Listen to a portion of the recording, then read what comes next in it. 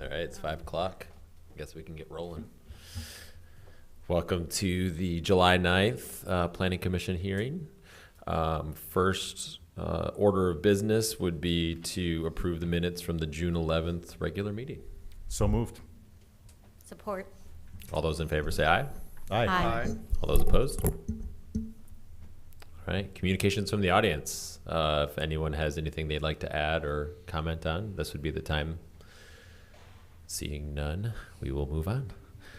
New business, we have Planning Commission admin review update for the fiscal year 24. Thank you. So this is our second half update. So you already got the first half review. So these are the projects that have been approved administratively. So these are the projects that don't come to the Planning Commission, but wanting to make sure you guys are aware of what we have approved. So just real quickly, we'll roll through these. This is just a bar graph to kind of show you kind of where we're at. You can kind of see from last year to this year, the admin is in that orange color, so the same number actually, with Planning Commission reviews being a bit lower than last year. So rolling right through the projects themselves. So this is the new hotel at 24th and Waverly. So just behind that, I think it's the Baymont that's right there on the corner. So the new hotel is in the back. You can kind of see kind of perpendicular to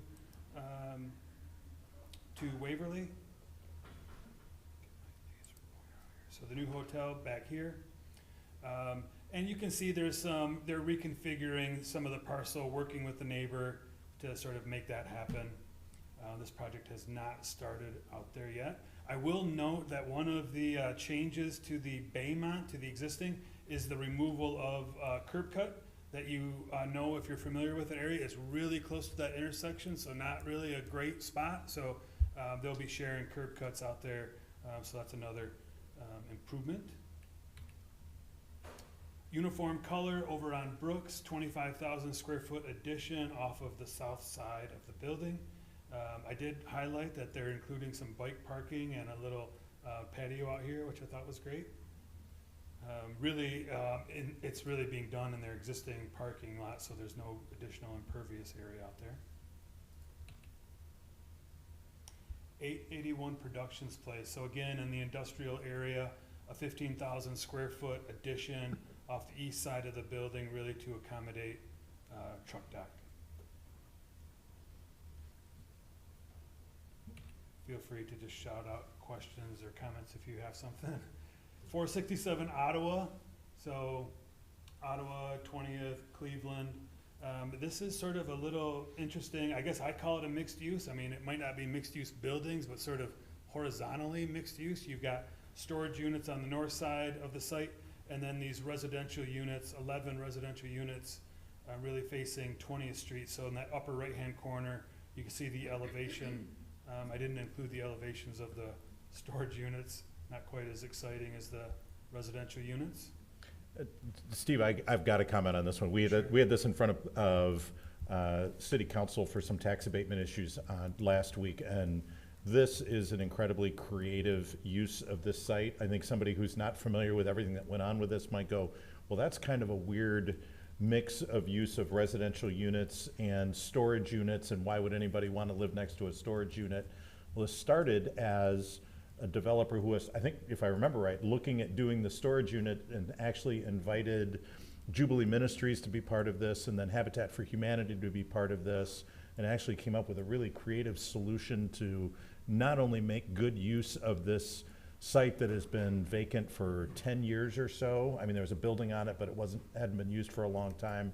And a creative way to be able to get housing into a neighborhood that really needs housing, in a city, in a region that really needs housing. So kudos to staff, kudos to the property owner, kudos to Jubilee and Habitat for all working together to be able to address one of City Council's biggest issues, which is housing.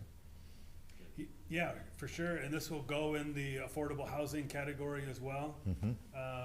And maybe that's a little bit of credit to even the RMU zoning district. That's what this area is. So I think that was sort of the hope with some of those zoning changes, that we might see something like this. So Absolutely, thank you for pointing that out. I forgot to mention that as well. That's yeah. some creative thinking and with Udo allowed a project to happen that might not have Yeah. happened otherwise. Steve, are these for sale or are they for rent and it's one owner? Do you know? So I believe they're for sale. Okay, And this is, I think they are gonna have this as a condominium. So sort Okay. of common ownership, but then you'll own your unit. gotcha. Yeah. Okay, cool, thank you. Lincoln and 31, sort of kitty corner from the gas station that we had looked at a while back. So this is a home design studio. This project also hasn't started, but you can kind of see in that upper right-hand corner what it might look like. Obviously, they're trying to make it look like, basically a house, so you could walk in there and be able to envision all of your ideas for what you might want to do. Interesting use there. We're able to fit that in. You do see a little bit of this clear vision corner sort of on their site plan. I know it doesn't show up on the parcel lines over here, but obviously one of the challenges that they had to figure out.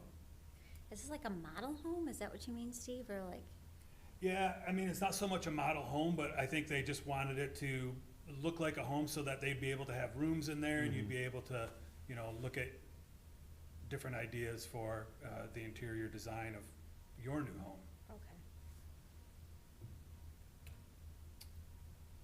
Maverick gas station. So I think when you originally saw this, it was a different gas station, the Come and Go that were coming to town. So they've sold to Maverick, and I know this came to you guys for the special use and the site plan approval, but because the special use was really, is still valid for a period of time, and then Maverick, when they bought it, wanted to slightly make some changes. So I know if you're, if you can recall, it looks very similar to that original site plan, but there was enough differences that we had them come back through at least an admin review process for the changes that they wanted to make to the original approval. So Come and Go is now Maverick. Right Sorry. next to the new hotel that you talked about a few minutes ago. Right. Yep. Right. Yep.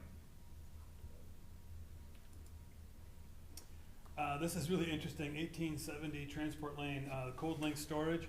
So if this looks really familiar, it's because you guys have seen this a couple times, I think, with some of these updates. So the original building here on the east side of the site, then they did an addition that we have brought to you as part of admin, and then they did this second edition, and then we've just recently extended the approval, but you can forget all of this because they've just filed for an amendment to this, and instead of 100,000 square foot addition, it's gonna be about 145,000 square feet. So this addition will actually, basically where this dark area is for parking, will be building now.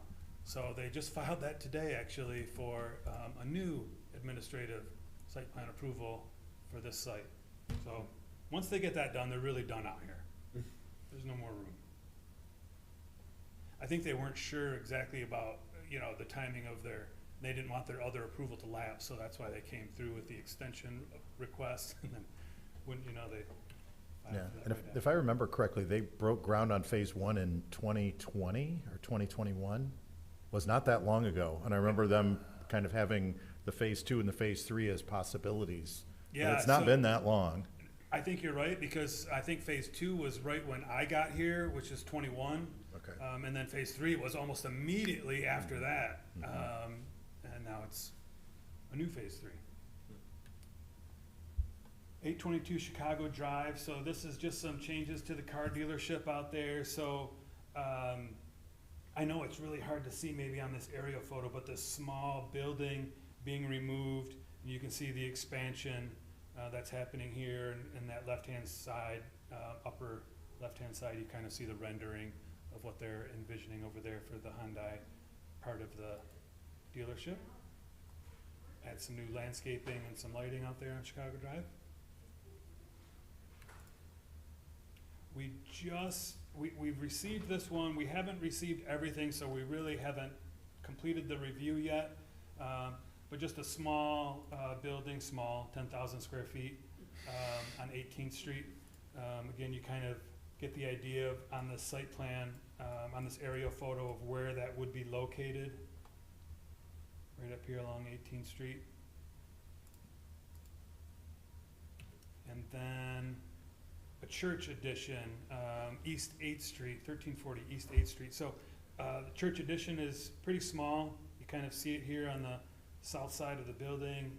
Have some of the renderings there in the dark color where you can see the actual addition. And then a larger parking lot. You can kind of see in that aerial photo the odd shape of the lot where they're putting the parking lot.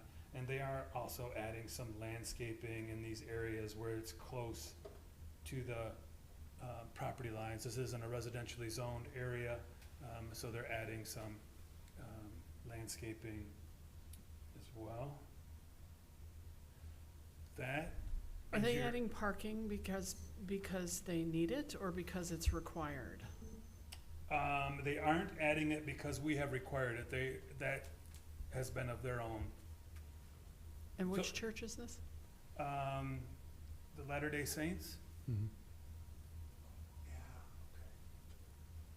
Yeah, I know it's hard to see maybe in this aerial photo, but that's sort of Right. up in the Heights area, so far Right where 8th Street east. ends. About as far east as you go. About as Yeah. far Yeah. east as you can go. Small addition, yeah, and to be honest, Lynn, they did not, really, they didn't communicate a whole lot to us about, this was one of those that just, all of a sudden just appears, in the office, so, I didn't have a whole lot of interaction of exactly why and what might be triggering the addition and the parking, but certainly they've been able to do it to meet all of our requirements. That's the update for the projects that you haven't reviewed, so if you see something going on in town, wondering what's going on, it's probably one of these, that we approved administratively, so.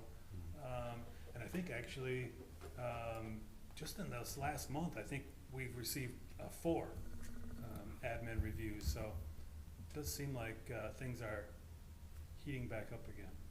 Yeah, can you go back to the slide with the bar chart? Have there been more administrative reviews this year, or no?